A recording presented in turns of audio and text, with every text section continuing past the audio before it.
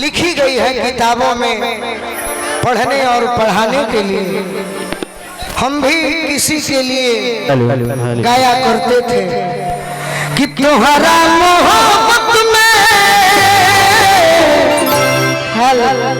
ये जिंदगी खराब हो गई कि दिल जब से तूने हमरा के छोड़ा असंगतिया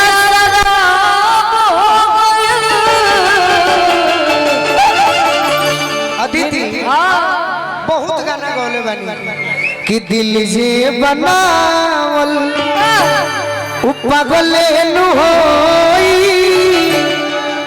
प्यार जे बनावल होई कसाई ओ बही तनिक लागी बाद में बुझाई घोटलो घोटाई ना रनिया मिठाई। प्यार मुलायम होला, प्यार अखरा ना होला। प्यार के जोखे खाती कोनो किलो और मटखरा ना होला। तू कुछ कहो कि प्यार में तुहरा आप पिटाइल बने घर से नहीं मिलत बाबूजी। बाबा एगो अपने भाई के गाना गोनी दीपचंदी में तारा से प्यार जानते रु काहे ना करो। हाँ। पूछो काहे काहे अरे कोइले बारू हीर से प्यार गोरी होई जाई लफड़ा बोरिया। अरे कोइले बारू हीर से प्यार जानू होई जाई लफड़ा बोरिया। अरे हम नहीं डालो जय मालू दादा तोरा में दे तो हरे जादो जी कमाल। अरे हम नहीं डालो जय मालू दादा तोरा में दे तो हरे जादो जी। ए बाबा प्यार पे भरोसा नहीं खे तू जादव जी के भइल बड़ू भूमिहारो जी के हो जाइबू बाबुओ साहब के हो जाइबू तहरा पर भरोसा नहीं खे। सुना भूमिहार जी के हो जाइबू तो का जाने माफ कर दी है। बाबू साहब के हो जाइबू तहरा सुंदरता पर माफ कर दी है। बाकी जादव जी के हो जाइबू प्यार करे जाई मरला के बादो पूछेला लोग कि ढेर पिटा गइल हका गोलू राजा यही से डेरा तनी। अरे कोइले बारू हीर से प्यार जानू होई जाई लफड़ा बोरिया। अरे हो नहीं डालो जय माल दादा तोरा में ते तो होवे जादो।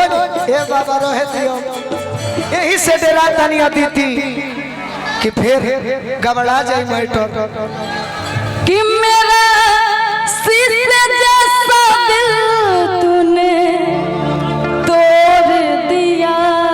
सब तो हनिए भी बा कि मेरा शीशे जैसा दिल तूने तोड़ दिया और सारे गम से मेरा रिश्ता जोड़ दिया।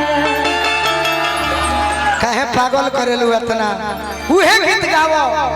हम एक समय में जब पप्पू भैया जब गाते थे ना प्रिंस बाबा तो गीतकार के घरी कमी न रहत रहे शुरुआत में तो केहू के सुनालगा गाई तो जाते तो गायत्री बाबा के गाई कुंवर जी के कम गाओ तो एक दूगो गीत जानी। बाकी एगो हमार गुरु जी रहले गाँव में तो उहे गीत सुनावो कि नर नर भाव से चेहरा के हंसी गायब करो।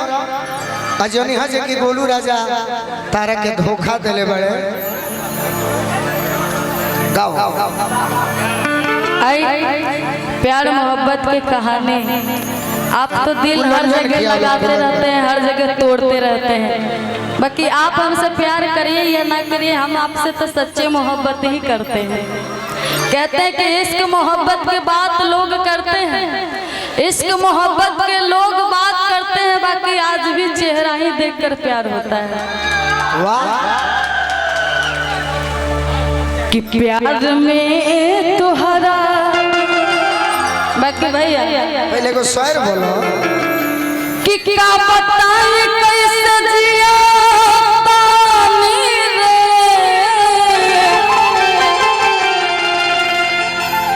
आहै फाटल कर जवा के कैसे सिया तानी रे।